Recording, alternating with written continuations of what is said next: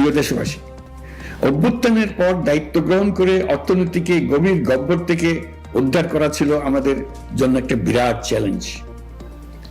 গত 15 মাসে আমরা সেই চ্যালেঞ্জ উতরাতে সক্ষম হয়েছে।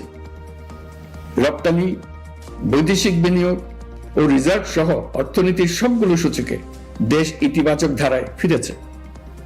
লুট হয়ে যাওয়া ব্যাংকিং খাত ইতিমধ্যেই ঘুরে দাঁড়িয়েছে, মানুষের আস্থা ফিরে এসছে।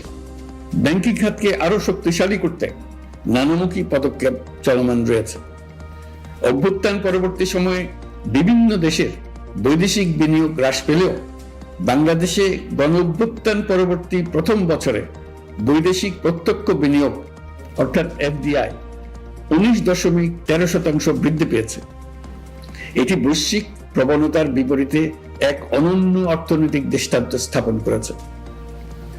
আগামী সপ্তাহে ডেনমার্ক ভিত্তিক মায়ার্স গ্রুপের মালিকানাধীন এপিএম টার্মিনালস বিভি এর সঙ্গে লালদিয়া কন্টেইনার টার্মিনাল প্রকল্পে 30 বছরের কনসেশন চুক্তি স্বাক্ষর হতে যাচ্ছে।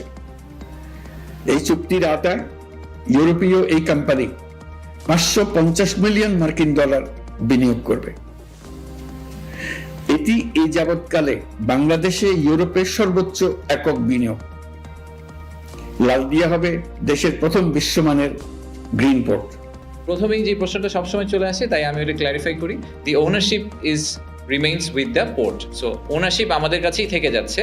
ওনারা আমাদের ল্যান্ডের উপরে নিজেরা একটা টার্মিনাল করবেন এবং 30 বছর পরে এটার একটা এক্সটেনশনের সুযোগ আছে। যদি ওনারা কেপিআইটা মেনটেন করেন তাহলে ওনাদেরকে আমরা এক্সটেন্ড করতে দিব, বাট ইভেন্চুয়ালি আসলে ওনারা ফুল অ্যাসেটটা আমাদের কাছে ট্রান্সফার করে দিবেন। So the ownership remains with us.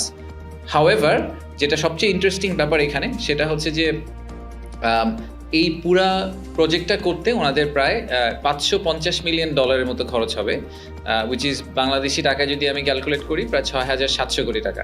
তো এই 6,700 কোটি টাকা পুরাটাই আসলে এপি মোলার ওনাদের থেকে দিবেন। বাংলাদেশ সরকার এখানে কোনো খরচ হবে না, এবং সেই কারণে এই পুরা অঙ্কটাই একটা এফডিআই হিসেবে বাংলাদেশে আগামী 3 বছরে ঢুকবে।